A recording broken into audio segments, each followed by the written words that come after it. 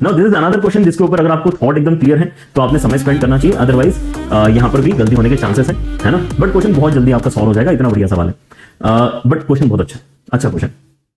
If cubic function fx is given to you, है ना, and similarly gx also a cubic function is given to us। अब यहां पर देखते सही पहली स्टेप में ही क्या है, ऑब्जर्वेशन है कि आप यहां पे देख पा रहे हैं कि आपके कोएफिशिएंट्स एकदम वो हो गए हैं, पलट गए हैं। यहां पे 1a b c है, यहां पे 1a b c reverse order में इस्तेमाल हुए हैं। तो ये कब हुआ होगा? ये तब होता है जब आपके यहां पे रूट्स दोनों ही फंक्शंस के रेसिप्रोकल होते हैं। अगर इसके रूट्स अल्फा बीटा गामा है तो इसके roots 1 by alpha 1 by beta 1 by gamma ही होंगे, तभी ऐसा होगा।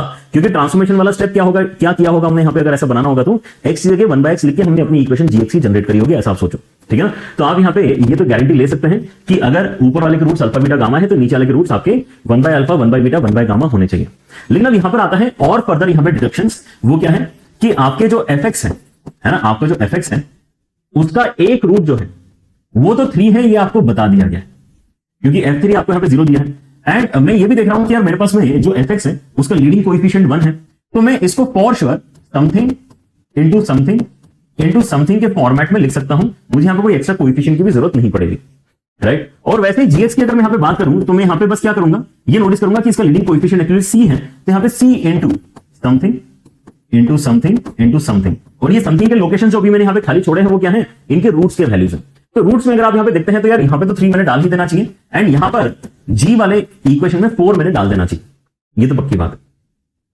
अब क्योंकि हमें पता है कि अगर fx के रूट्स अल्फा बीटा गामा है तो इसके roots 1 by alpha 1 by beta 1 by gamma होने चाहिए। इसका मतलब क्या है कि अगर इसका रूट 3 है तो यहां पे एक रूट 1 बाय 3 तो होना ही चाहिए था।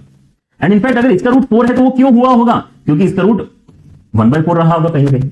इसका अगर एक रूट 1 बाय 4 है तभी उसका रेसिप्रोकल रूट 4 आपके g के अंदर आपको दिखाई दिया होगा, ठीक है ना। तो हम यहां पर अभी काफी सारे वैल्यूज जो हैं इस तरह से फिल करते आ गए हैं, लास्ट में हमारे पास में ये दोनों वैल्यूज बचे हैं, ऑलराइट। अब इसलिए उन्होंने क्या दिया है, एक बहुत ही इंटरेस्टिंग स्टेटमेंट दिया है, limit x tending to p fx upon gx exist for all p belongs to r except 4। तो 4 पे क्या हो रहा है, 4 पे बेसिकली आपका g का जो वैल्यू है वो 0 हो रहा है। 4 डालने पे g का वैल्यू आपका 0 हो रहा है, जबकि f का वैल्यू आपका 0, इसका मतलब नहीं हो रहा होगा। तो आपको यहां पे कांस्टेंट अपॉन 0 वाला फॉर्मेट मिल रहा है, which is actually not a format. तो बेसिकली इसलिए वहां पे 4 डालने पे आपकी लिमिट एग्जिस्ट नहीं कर रही। लेकिन अब आप सोचो 4 पे दिक्कत है, ये तो उसने बोल दिया, 4 पे दिक्कत है ये उसने बोल दिया, लेकिन यही सेम बात 1/3 पे क्यों नहीं बोल रहा? 1/3 भी तो इसका रूट है ना, 1/3 भी इसका एक रूट है। तो मैं अगर यहां पे p की जगह 1/3 इमेजिन करूंगा तो आपका g का जो वैल्यू है 1/3 डाल के 0 बनेगा। लेकिन अगर वहां दिक्कत नहीं आ रही तो ये क्यों हो रहा होगा, क्योंकि शायद f भी उस पॉइंट पे 0 हो रहा होगा, तो 0/0 फॉर्मेट बन रहा होगा, राइट। तो 1/3 डाल के अगर f भी 0 बन रहा है मतलब 1/3 f का रूट है, और हमारे पास में अब एक ही जगह बची है यहां पे, तो यहां पे 1/3 इसका मतलब लिख सकते हैं, ठीक है। और जैसे ही आपने यहां पे 1/3 लिखा, इसका रेसिप्रोकल कितना है 3, तो यहां पर भी आना चाहिए, ठीक है। So this is how we actually get to know कि हमारे यहां पे fx और gx क्या बनने चाहिए, ठीक है ना। Now if you have to actually identify कि gx एक्जैक्टली आपका कितना है, तो आप यहां पे c की वैल्यू को आइडेंटिफाई करना चाहोगे, और c की वैल्यू आप यहां पे ध्यान से नोटिस करो, आपका इस इक्वेशन में जो f ऑफ 0 है वही एक्चुअली c के बराबर है।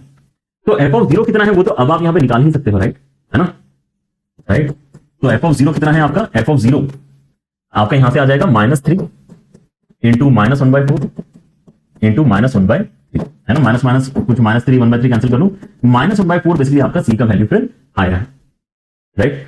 ये आपका c का ही वैल्यू है, ठीक है। तो आपको अगर यहां पे ये बात समझ में आती है तो आप यहां पे इसका मतलब fx gx पूरी तरह से जान चुके हैं, तो आपको यहां पे ये लिमिट सॉल्व करके अपना आंसर बताना है, ठीक है ना। So let us create that expression. तो लिमिट हमें सॉल्व करनी है, limit x tending to -1 and आ जाएगा fx मतलब क्या है, x -3 into x -1/4 into x -1/3, fx आ गया। उसके साथ में gx की स्टार्टिंग कहां से है, c से है, -1/4 यहां पर आपका बेसिकली c का वैल्यू है, फिर उसके बाद में x -4 है, उसके बाद में x -1/3 है, एंड उसके साथ में x -3 है, और नीचे आपके इसमें क्या है x +1।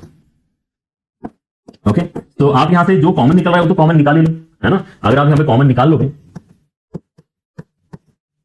क्या क्या कॉमन निकालोगे, है ना, x -3 and x -1/3, x -1/3 x -3, ठीक है ना, ये चीज कॉमन निकालो, x -3 x -1/3।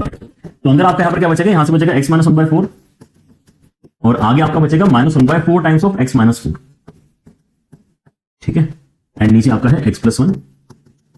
So let's see what happens. अगले वाले ब्रैकेट से भी उम्मीद है कि x +1 शायद आपका कैंसिल होगा। तो यहां पे आप ध्यान से देखो, 4 अगर आप यहां पे कॉमन निकालते हैं, है ना, एलसीएम लेके, तो 4x -1 यहां से मिलेगा आपको, एंड यहां पे 4 तो पहले से ही था, तो -x +4 यहां से मिलेगा, and now if you look at it, तो ये क्या हो गया, ये आपका बेसिकली सही बन गया है, ये आपका बेसिकली 3x प्लस 3 बन गया है।